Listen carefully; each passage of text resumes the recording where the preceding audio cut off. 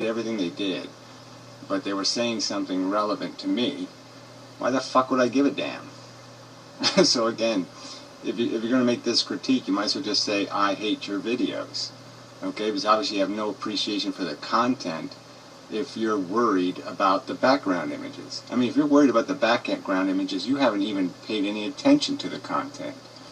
Because the content is about the fact that there are very few, the things that matter in the world, there's a short list, and they matter a lot. And all this other crap doesn't make any difference. It's all bullshit. And here you are coming on my video telling me somehow bullshit matters, and the stuff that's vitally important, the truth of what existence is, you're saying is somehow controlled by peripheral nonsense. And you're going to let it control you.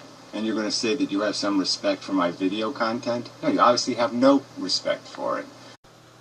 So we're stuck here more on top of the pile. So we're on top of this pile of corpses, on top of this pile of negative pain and suffering.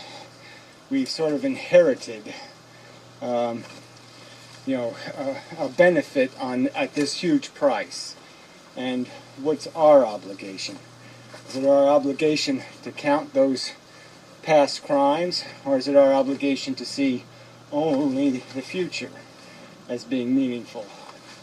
I suppose I would argue that rationally, yeah, you can't clean up the past, and if there's some way for you to reform, to conform the broken machine into a working machine, that it would be okay. So I guess the analogy would be, let's say the car was working really badly for 10 years, and it consumed much more than it ever produced in terms of work. And so it was a huge loss in that it cost you a ton of money to maintain it or something, blah, blah, blah, blah, blah. But now you've actually fixed it. There'd be no point in saying, I'm still going to throw it away. Simple, really, right? No intelligent design, replication for the sake of replication, gladiator war. Those things are getting you right to zero-sum failure. But obviously this little last bit gets a little more complicated, this whole psychology crap. And so anyway, on value, what's being proposed is there is an absolute value. And that the first cause of value is in the sentient creature. So in having a sentient experience, I create value, moment to moment. Every sentient life form on Earth is creating value in having experience. Every minute, every millisecond, they're having sentient experience. They're either in a good state or a bad state. You can put them in one of those two categories. And yes, there's lots of states that are right down the line and all that stuff, but that's not really what we're talking about. But they can be established that something is, their welfare is satisfactory or unsatisfactory. It's obviously this is the most important subject in the universe. Figuring out the gameplay, figuring out if our losses are worth our gains, figuring out whether it's a game worth playing. It's just, you can't get more important than this kind of stuff. We have, through time, figured out some things to be preposterously unprofitable, in the sense that the gain wasn't worth the pain, like slavery and subjugation of different varieties, women even, the quality of their lives so substantially suppressed and diminished. These determinations of child labor, just we figured out that this is not worth it. And I've talked about context, but talking about the context of your reaction is a different context than the context of what's happening to something. So these are, again, just totally different things. And the fact that you could find a mechanism or an excuse to make the Holocaust go away by just saying, oh yeah, Jews do suck. Yeah, you're right, Jews suck. It would be better if all the Jews were dead. And so then all of a sudden you can just make the Holocaust go away because you nullify what Jews, you just say Jews suck. And so therefore you can just say the Holocaust didn't matter now because it's some sucky Jews that died. So who cares? I mean, yeah, you can do that, but is it the truth? Is it anywhere near honest? Have you applied the honest context, or is it a dishonest context? So if you want to talk about manipulating your mind for some personal goal, fine. But if you're going to talk about manipulating your perspective to make the wrongs of the world's rights in the world, then I'm going to call foul. If all of a sudden you're going to eradicate your guilt, right, by playing little mind tricks, little mind games, making excuses. Religion is psychotic all over the fucking place. And you people are defending it? You're defending it as non-destructive to brain function, completely corrosive to gray matter? I mean, it is the most destructive thing that's ever happened to the human race. And why? Because it's basically mad cow disease. It turns human beings into idiots. And you fuckers, you fucking atheists can't say that? You think there's some religion that's harmless? That brain destruction is harmless? That it's good to have fucking idiots walking around in the street who think God's coming to the rescue? Global warming, global swarming. God will fix it. That they've dealt with any social issue in a rational way because of this stupid religious shit? You think we'd have a right to die? We'd have responsible child production? There'd be a completely different world if it wasn't for the perverted of religion controlling our policy. And you excuses. And so she makes this argument that somehow there's no damage here. No social cost. It's just such a joke. Obviously, my point in my video was that if we didn't waste all these resources on sports, we could apply them to science. We could apply them to contests that would produce huge social benefit. Contests like, $1 billion reward for coming up with a technology that sinks carbon. And we could fix the global carbon crisis. Things like that. Initiatives that could create huge social benefit where we could apply these resources that you're applying to this crap that you're putting in the shit vending machine. You think there's an unlimited number of quarters and that all the machines are going to get quarters. No. When you spend your quarter at the silly sport vending machine, it means there won't be a quarter put in the science machine. And then when you just go by the negative incentives, mental disorders are conditioned disorders, where people's subconscious has associated things and created in them connections. You could say that most compulsive disorders are basically superstitions taken way out of control. They gain a notion of equity or fairness, and their brain thinks that, if I turn the switch off 20 times, I can make a deal with the universe that something won't happen to me. And it's a delusion. It's not a physical part of their brain that's broken, although it can create physical changes in their brain because it becomes an obsession. And so the obsession will be visible, but the obsession didn't cause the disease. The obsession wasn't caused by the brain. The obsession was caused by circumstances of conditioning, maturation, and these associations that take place. Keywords. I'm big on this keyword thing. Reduce everything to the smallest number of words possible. And as rich in information as possible, so everything can be compiled and categorized and ranked, and then we all have an incentive to improve our rank, improve the quality of our status within this arguing community before we get to the dome. And then the dome would be we'd have a Supreme Court of judges, 9, 15, whatever the number would be, and those judges would in turn be judged by another group of judges of, say, 60 or 70 or 100 people on the quality of their judgment. And so everybody would be accountable to some other system that was going to judge whether they were doing what they were supposed to do. And the only thing they could be judged on is whether they played by the rules, the guidelines of what they're supposed to do. Got to be terribly, very comforting. I would find it very comforting if I could negate the significance of suffering, especially the future suffering that's going to exist because everybody's gardening or playing sports or watching TV or playing video games, and nobody's panicking about the suffering that's going to happen tomorrow because nobody's doing anything about it. And that's sort of my point, is that, theoretically, we probably should be panicking. We probably should be disturbed. We should be irritated. And so when people are talking about how to,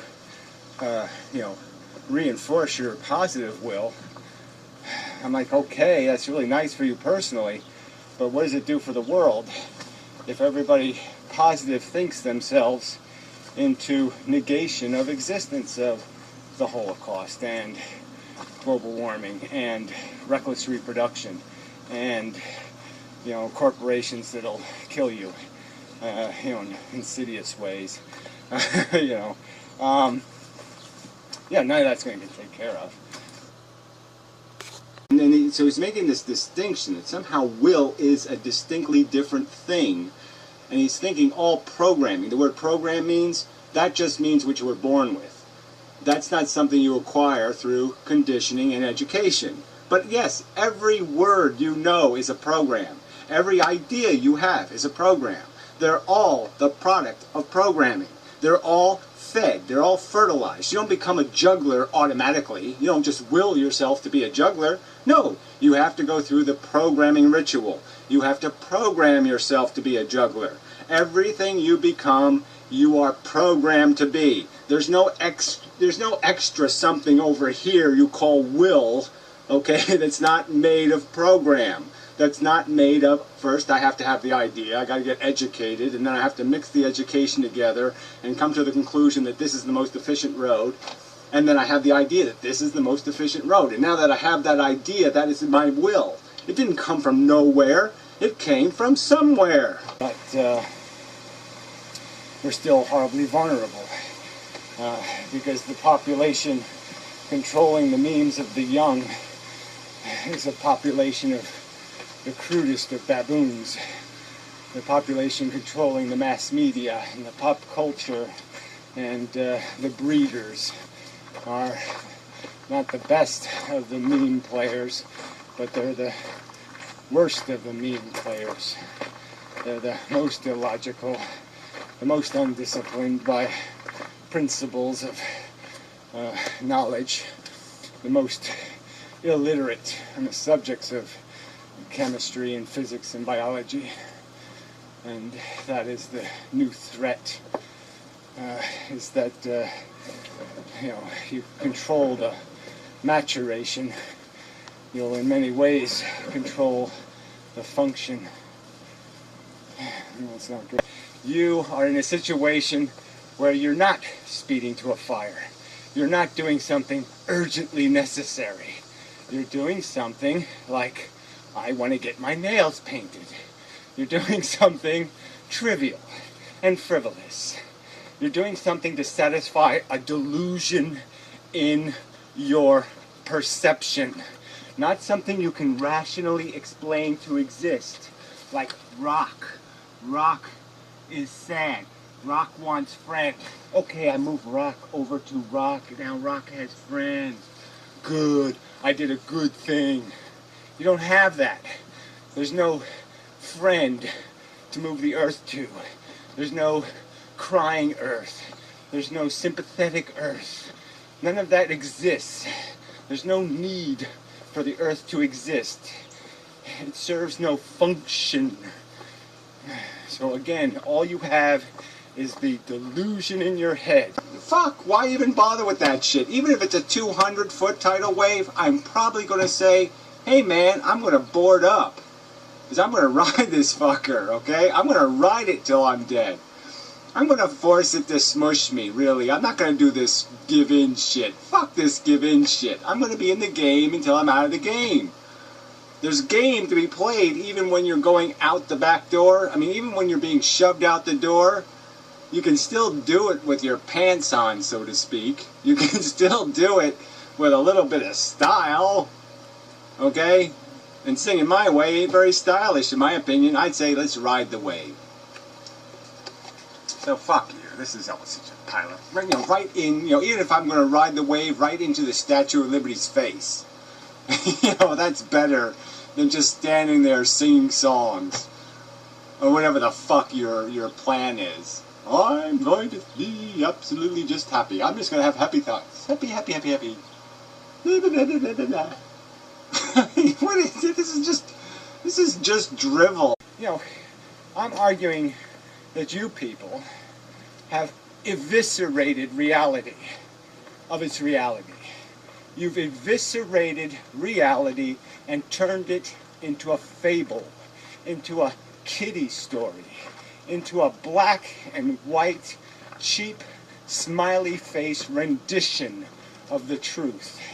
You have grotesquely distorted and perverted reality to acquire your positive attitude. And that is wholly inappropriate. And you're going to lecture me? Where's your counter argument? Again, point out to me where the reality of this smiley face is. Show me its origins. Show me the factual evidence that indicates reason for smiley face. Show me something in the basic function of nature to demonstrate that we are not basically bugs with brains. We've had the whole conversation. I mean, I acknowledge the fact that our brain creates a theater to create consciousness, that the whole thing is a manifestation of its function, and that it creates this in a space we can't see, a non-tangible and non-material space of associations. Maybe the same space in which the relationship between radiuses and circumferences exist in. Maybe the same space that mathematical theories exist in. It's a space we can't access. It's it's not a place we can go to and say, I can see the consciousnesses. It's like a transparent hologram. The hologram would be a material thing, correct? I mean, it would be a synthetic, a creation in a way, but I mean, it still would have a materialness to it. But what if I made it transparent? And, it still theoretically exists, but now maybe I can't detect it because it's now integrated so deeply into... There's no will, there's strategies, there's an understanding, there's an idea. These are the things that we have. Will is just an expression of those things. You either have ideas or you don't have ideas. It's not like you have will or you don't have will. No. Or about power, will. You either have ideas, you have strategies, you have ways of behaving that are different or new or innovative or all of this crap, or you don't. And you acquire those through interaction, acquiring bits and pieces of the truth, and then you put the bits and pieces together. Just like a scientist a few hundred years ago might find correlations between patterns in something and say, oh, I see a pattern here. Yes, all these radiuses always are divisible by these circumferences and come up with the same ratio. The premises I need, anyway, the concessions I need, which are that we are conscious, our consciousness is in states of being that are either perceived to be worth re-experiencing or not. I think that's a good way to put it, re-experiencing. Experiencing again, having more of, that kind of thing.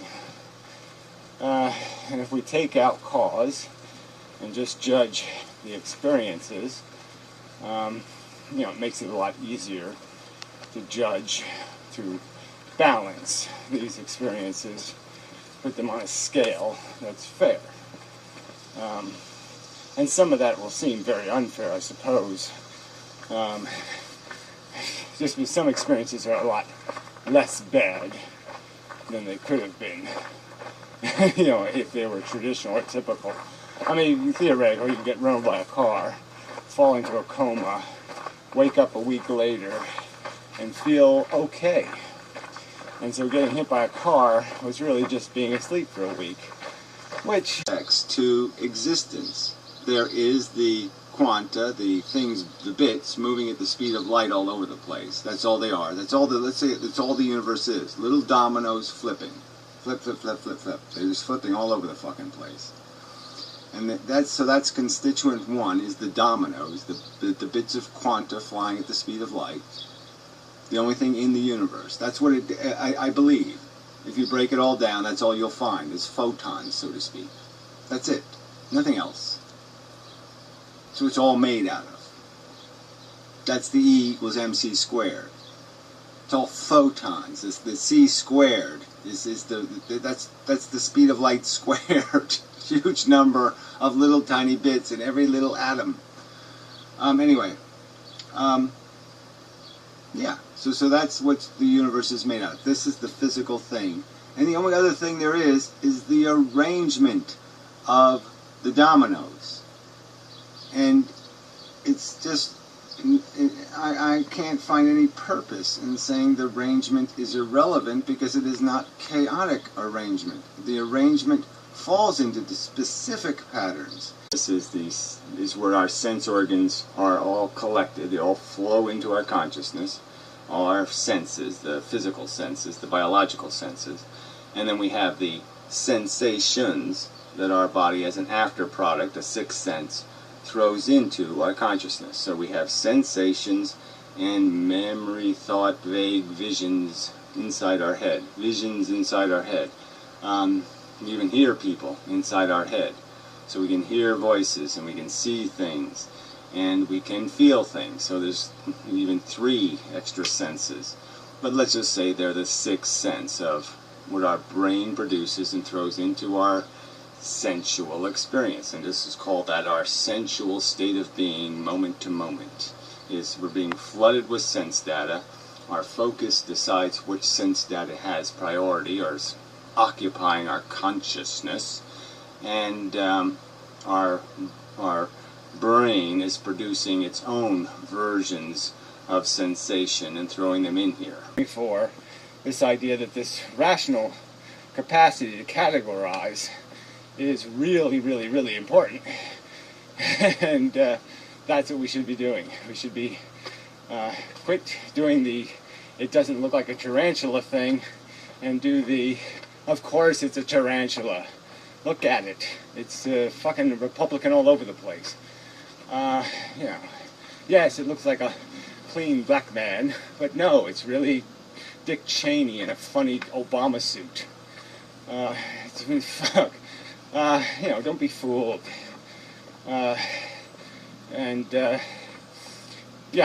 So anyway, so back to this focus thing and the emphasis in your life and the mission statements even. So here's a good word.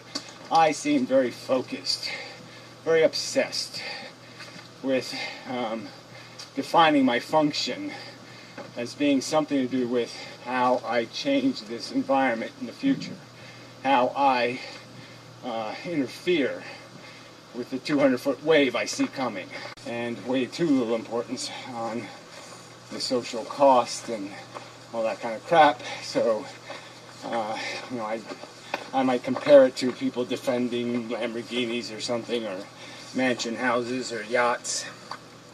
That's just silly to defend that shit. The world can function just fine without any of that crap. It's a tiny minority of the human race that needs that crap, or can even derive any pleasure from it. And it just creates a bunch of waste labor that could be diverted to some productive cause for which we would all benefit. And, these are all simple things, but yeah, it's even like when you have to get into economics, how hard it is to get people to understand these simple dynamics in economics. And here I'm talking about the biggest economics there is, the real economics of value exchanges. And people don't understand the simple economics, that there is such a thing as wasted work. There is. And when it's wasted, it's important. It's not unimportant, it's very important.